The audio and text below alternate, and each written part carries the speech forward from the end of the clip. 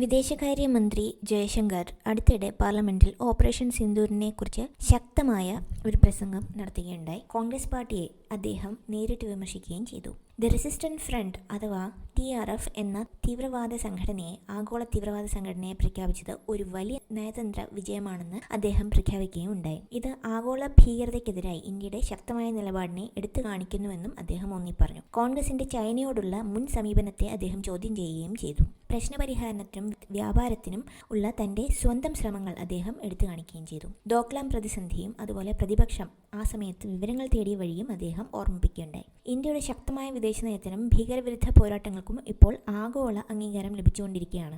Germany, France, European union തുടങ്ങിയ രാജ്യങ്ങളിൽ നിന്നുള്ള പിന്തുണ ഉദാഹരണമായി ചൂണ്ടിക്കാട്ടി ഒരു പ്രധാന സംഭവം അദ്ദേഹം പങ്കുവച്ചത് May 9 American vice president JD വാൻസിൽ നിന്ന് പ്രധാനമന്ത്രിക്ക് ലഭിച്ച മുന്നറിയിപ്പാണ്. പാകിസ്ഥാന്റെ വലിയൊരു ആക്രമണ സാധ്യതയെക്കുറിച്ചായിരുന്നു മുന്നറിയിപ്പ്. അത്തരം ഏതൊരു ആക്രമണത്തിനും ഉചിതമായ മറുപടി നൽകുമെന്ന് പ്രധാനമന്ത്രി അദ്ദേഹത്തിന് ഉറപ്പ് നൽകുകയും ചെയ്തു. ഈ ആക്രമണം ഇന്ത്യയുടെ സായുധ സേന വിജയകരമായി തടഞ്ഞു. പാകിസ്ഥാന്റെ വ്യോമ താവളങ്ങളുടെ ഉപഗ്രഹ ചിത്രങ്ങളിൽ നിന്ന് വ്യക്തമായതുപോലെ ഇന്ത്യയുടെ വാഗ്ദാനം ചെയ്ത പ്രതികരണം പാകിസ്ഥാന് വിനാശകരമായ ഫലത്തോടെ നൽകപ്പെട്ടു. ഭീകരാക്രമണങ്ങൾക്ക് ഉത്തരവാദികളെ കണ്ടെത്താൻ UN സുരക്ഷാ കൗൺസിലിൽ ഇന്ത്യ നടത്തിയ നിരന്തരമായ ശ്രമങ്ങളും അദ്ദേഹം വിശദീകരിച്ചു. 26/11 മുംബൈ ആക്രമണത്തിന് ശേഷമുള്ള കോൺഗ്രസിന്റെ നിഷ്ക്രിയത്വവും രാഹുൽ ഗാന്ധിയുടെ പെരുമാറ്റവും എല്ലാം ജയശങ്കർ ശക്തമായി വിമർശിച്ചു. നിലവിലെ സർക്കാരിന്റെ നിർണായക നടപടികളുമായി അതിനെ താരതമ്യവും ചെയ്തു. മെയ് 10 പാകിസ്ഥാൻ പോരാട്ടം നിർത്താൻ തയ്യാറാണെന്ന് സൂചിപ്പിക്കുന്ന കോളുകൾ ഇന്ത്യക്ക് ലഭിച്ചു.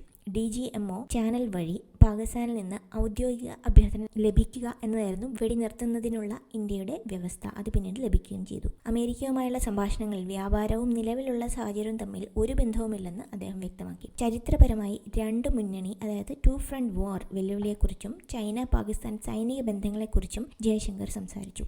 ഈ പ്രസംഗം ഇന്ത്യയുടെ ശക്തമായ വിദേശ നയവും ദേശീയ സുരക്ഷയിലെ ഉറച്ച നിലപാടും വ്യക്തമായി വരച്ചുകാട്ടുന്നു.